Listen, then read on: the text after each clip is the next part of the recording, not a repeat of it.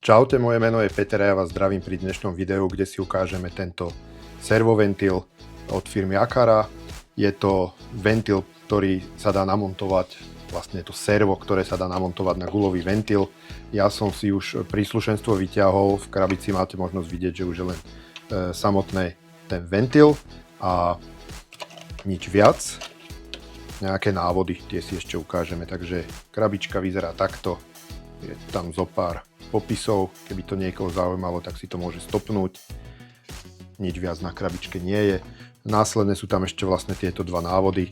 V jednom je len kopu malého textu, ktorý nikto nevidí, a v druhom sú síce nejaké obrázky, popisy, ale čo sa týka montáže a použitia tohoto príslušenstva, tak som tu nenašiel nič. Sú tu nejaké technické veci, ale fakt veľmi strohý návod. Takže my si radšej všetko ukážeme. Takže ako som už povedal, v balení máme samotné servo a príslušenstvo. Na serve máme dve tlačítka, Control a Reset.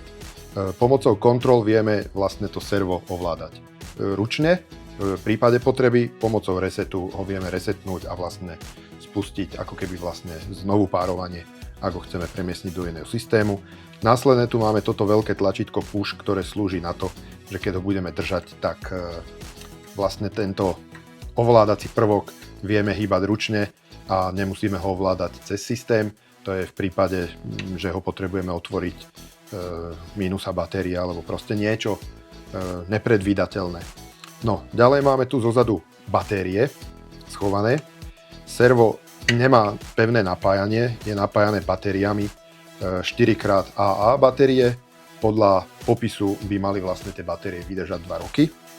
Ale výhoda toho je, že keď je to na batérie, môžete to dať aj tam, kde nemáte vlastne pevné napájanie 230 alebo 24 V alebo niečo proste podobné. Väčšinou tie servoventily sa dávajú na niekde do pivnice, kde máte hlavný uzáver vody alebo plynu alebo niečo podobné. Takže na jednu stranu, že musíte vymieňať batérie, je nevýhoda, ale na druhú stranu nemusíte tam privádzať elektriku, takže je to aj výhoda. Záleží na to, z ktorého uhlu sa na to pozeráte. No, zo spodu je už len táto ovládacia konzola, ktorá je tam predinštalovaná, ale je možnosť ju vymeniť vlastne za toto tu a s tou priloženou matkou. Vlastne túto matku povolíte, dáte preč túto konzolku, dáte si tam túto konzolku. Tá je určená na tie ventily, čo majú takého toho motýlika, nie takého, ako si za chvíľku ukážeme. Ja si dám toto bokom. Následne môžete použiť buď túto konzolku, že to pripevníte na potrubie. Áno, to si ukážeme. Plus je k tomu takáto gumená redukcia. Keď máte len polcolové potrubie, tak toto vám nestačí na to. Je to málo, tak si to vlastne predĺžite alebo zväčšíte priemer tej rúry pomocou tohoto. Ďalej je tam priložený imbusák aj s krížovým šrobovákom. No a ak by ste mali veľké potrubie, že toto je vlastne zase malé, tak na to je tu táto druhá varianta, že to použijete následovne plus túto eskapásku, či ako sa to volá. A to si viete dať vlastne na väčší priemer rúry. No, ale ja mám nachystanú na ukážku polcolovú rúru, tu, aby ste videli vlastne na čo je to určené. Toto si nevšímajte, proste zohnal som taký ventil, tak je v ukážke, ale to vy tam zrejme nebudete mať. Takže dám si tam tú redukciu, keďže ja mám polcolové potrubie a ideme si tam dať toto tu, aby sme si to namontovali. Tak, tento imbusák dám preč, je taký trošku nepraktický, ja použijem môj vlastný, ktorý je praktickejší na tento účel. No, sem si dáme 2 šrobiky, zrýchlíme to, nech sa nemusíte pozerať, ako tu šrobujem 2 šroby.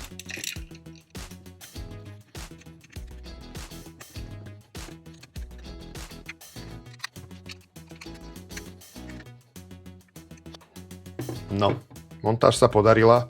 Musím upozorniť, že vlastne os toho samotného ventilu, tej vlastne páčky a os toho servopohonu by mala byť v jednej osi, hej.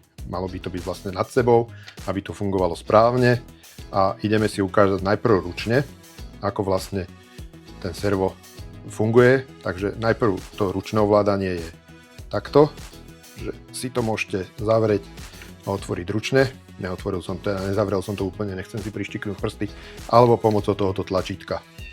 Áno, máte možnosť vidieť, ako to servo. Pozor, to servo má veľmi veľkú silu, dokáže neskutočne potlačiť aj zakameňovaný ventil, ale je lepšie, keď ten ventil máte nový a to servo nemusí klásť taký veľký odpor.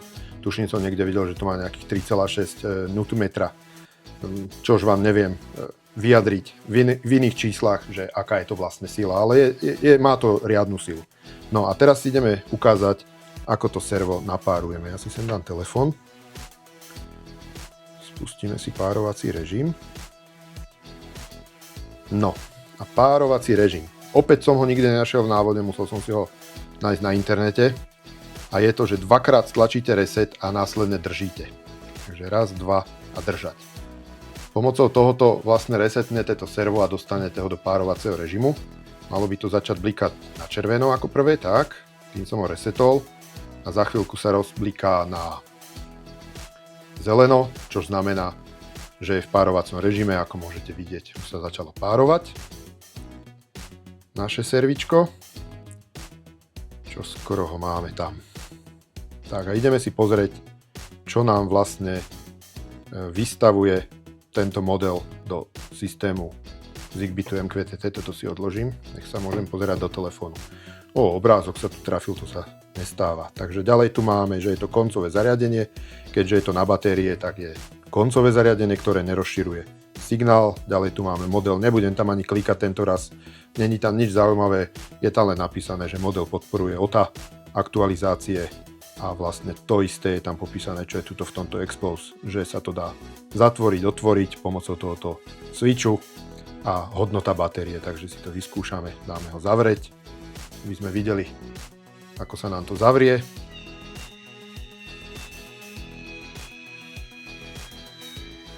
Tak, dáme ho ešte raz otvoriť. Nech vidíme, ako nám to pracuje. No, toto servo v spojení napríklad so záplavovými čidlami, ktoré sme si ukazovali v predchádzajúcom videu, je perfektné na to, aby nám zachránilo vlastne náš majetok, aby sme sa nevytopili. Vlastne záplavové čidlo zaznamená únik a toto servo môže zavrieť vlastne vodu, či už studenú alebo teplú, prípadne plyn, že máme aj plynový snímač, takže nám zavrie plyn, aby sme nevybuchli. Možností je veľa, môže to byť kľudne aj na závlahu. Máte vlastne takýto ventil na zavlažovaní trávnika. Jednoducho si ho tam takto namontujete a môžete si polievať trávičku podľa vašich predstav, kedy je to najvhodnejšie. No, to by bolo asi všetko. Dúfam, že som na nič nezabudol. Ja vás poprosím len o like na toto video, ak sa vám páčilo, o nejaký ten komentárik a odber kanálu a mne nezostáva nič iné, než sa s vami rozlúčiť. Čaute, majte sa pekne, stretneme sa pri nejakom ďalšom videu.